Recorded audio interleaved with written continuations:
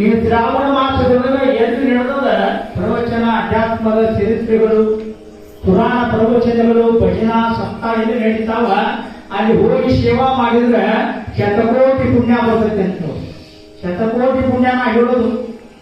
ಯಜ್ಞ ಮಾಡಿದ್ರೆ ಬರುವಷ್ಟು ಪುಣ್ಯ, ದಾನ ಮಾಡಿದ್ರೆ ಬರುವಷ್ಟು ಪುಣ್ಯ, ಅನೇಕ ನದಿಗಳಿಗೆ ಹೋಗಿ ಸ್ನಾನ ಮಾಡಿ ಬರುವಷ್ಟು ಪುಣ್ಯದಕ್ಕಿಂತ ಹೆಚ್ಚಿನ ಪುಣ್ಯ ಎಲ್ಲಿ ಬರ್ತೈತೆ ಅಂದ್ರೆ ಯಾವ ಕಾರ್ಯಕ್ರಮ ಒಳ್ಳೆದು ನಡೆದದ, ಎಲ್ಲಿ ಶರಣರ ಒಂದು ಚರಿತ್ರೆ ನಡೆದದ ಅಲ್ಲಿ ಹೋಗಿ ಕೇಳಿ, ಅಲ್ಲಿ ಹೋಗಿ ಸೇವಾ ಮಾಡಿದ್ರೆ ಆ ಮನುಷ್ಯನ ಕಷ್ಟ ನಷ್ಟಗಳು ದೂರ ಆಗುತ್ತಾವ, ಪಾಪಗಳು ದೂರ ಆಗುತ್ತಾವ, ಪುಣ್ಯ ಸುಟ್ಟು ಪೂಜೆ ಆಗಿರ್ತದ. ಉರಿ ಒಳಗ ಜ್ಯೋತಿ ಒಳಗ ಕರ್ಪೂರ ಕರಗಿ ಕಾಣದಂಗ ಆದಂಗ ನಮ್ಮ ಪಾಪ ಎಲ್ಲ ಹೋಗ್ತೈತೆ ಅನ್ನುವಂತ ವಿಚಾರ.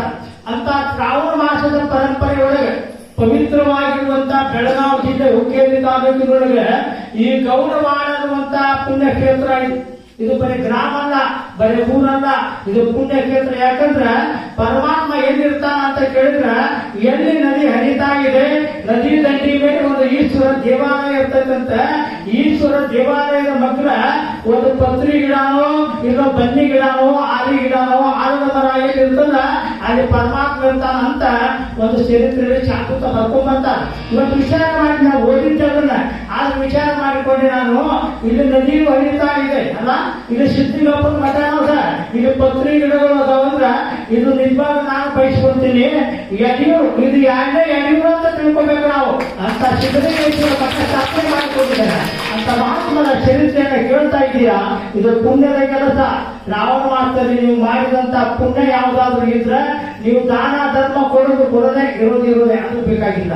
ಯಾರು ಬಂದು ಒಂದು ದಿವಸ ಬಿಡದಂಗ ಇನ್ನೊಂದು 20-22 ದಿನ ಪುರಾಣ ಐತಲ್ಲ ಬಿಡದಂಗೆ ಯಾರು ಬಂದು ಕೇಳ್ತಿರ್ಲಿ ಅವರಿಗೆ ಮಾತ್ರ ಪುಣ್ಯ ಬರ್ತೈತಿ. ಮತ್ತೆ ಯಾರು ಕೇಳಲ್ಲ ಅವ್ರಿಗೆ ನೀವು ಮನೆಗೆ ಮತ್ತೆ ವಿಚಾರ ಮಾಡಿ.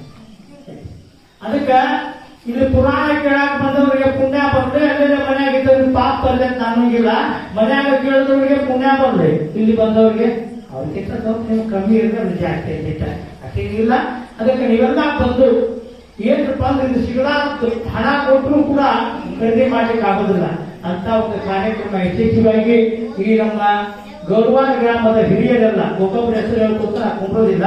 ಒಟ್ಟಾರೆ ಈ ಗ್ರಾಮದ ಸಮಸ್ತ ದೈವ ಶರಣರು, ಮಹಾಮಾತೆಯರು, ಪುರಾಣ ಸಮಿತಿಯ ಸದ್ಭಕ್ತರು, ಸೇವಾ ಮಂಡಳಿ ಇವರೆಲ್ಲರೂ ಕೂಡಿಕೊಂಡು ಬಹಳ ಖುಷಿಯಿಂದ ಮಾಡ್ತಾ ಇದ್ದೀರಿ ತಾಯಿ.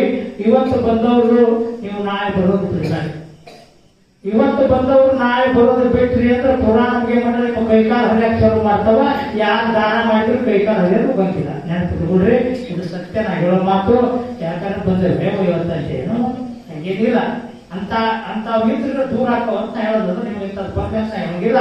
ಹಂಗಿದ್ದು ಇವ್ರು ಬಂದು ಕೇಳ್ರಿ, ದೂರ ಆಗ್ತಾವ. ಪ್ರಸಾದದ ಮಹತ್ವ ಅದು ಬಹಳ ಮತ್ತೆ ನಾ ಹೇಳೋದ ಸಮಯ ಆಗಿದೆ. ಅದಕ್ಕೆ ಇವತ್ತು ನಾವು ನೋಡ್ರಿ ಮಾಧ್ಯಮದವರು ನಮ್ಮ ವಕೀಲರು ಅವ್ರಿಗೆ ಬೇಕಾಗಿರ್ತಕ್ಕಂಥವ್ರು ಅವ್ರಿಗೆ ಬಂದು ಏನಿದ್ರು ಅವ್ರು ಬಂದು ಸ್ವಲ್ಪ ನಿಮ್ಮ ಗೌರವಾದ ದುಡ್ಡು ಎಲ್ಲಾ ಕಡೆ ಹೋಗ್ಬೇಕಲ್ಲ. ಪುರಾಣ ಅತ್ಯಾಗ ಇದ್ದು ಕೆಲವು ದೂರ ಪುರಾಣ ಇಲ್ಲ, ದೊಡ್ಡ ಶ್ರೀಮಂತರು ಅದಾವ. ಮತ್ತೆ ಇದನ್ನು ಕಮ್ಮಿ ಐತಿ ಅಂದ್ರೆ ಇದರಂತ ಶ್ರೀಮಂತ ಊರು ಮತ್ತೆ ಓದಾಕಿಲ್ಲ ಅಂತ ಐತಿ. ಆದ್ರೂ 10 ರೂಪಾಯಿ ಆಗಿ ಮಾಡ್ಬಿಡ್ತೀವಿ. ಇದು ಸಂತೋಷ.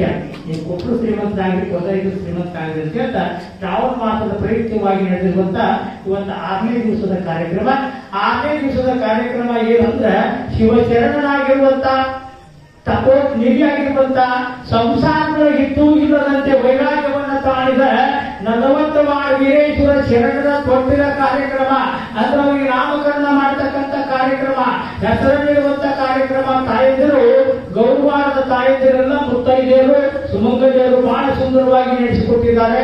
ನಡೆಸಿಕೊಟ್ಟಿರ್ತಕ್ಕಂಥ ಅವರೆಲ್ಲರಿಗೂ ಅವರ ಮನೆಯಲ್ಲಿ ಹುಟ್ಟಿದಂತ ಮಕ್ಕಳಿಗೆ ಶರಣರು ಆಯುಷ ಆರೋಗ್ಯ ಭಾಗ್ಯವನ್ನು ಕೊಟ್ಟು ಕರುಣಿಸಲಿ ಕಾಪಾಡಿರುವಂತ ಮಾತನ್ನ ಹೇಳ್ತಾ ಆಯನ ಮಾಡ್ತಕ್ಕಂಥವ್ರು ಇನ್ನೂ ಬಹಳ ಜನ ಇದ್ದೀರಿ. ಶರಣರು ಮಾಡಿದ ನಾ ಮಾಡಿದ ಅನ್ನಬಾರ್ದು.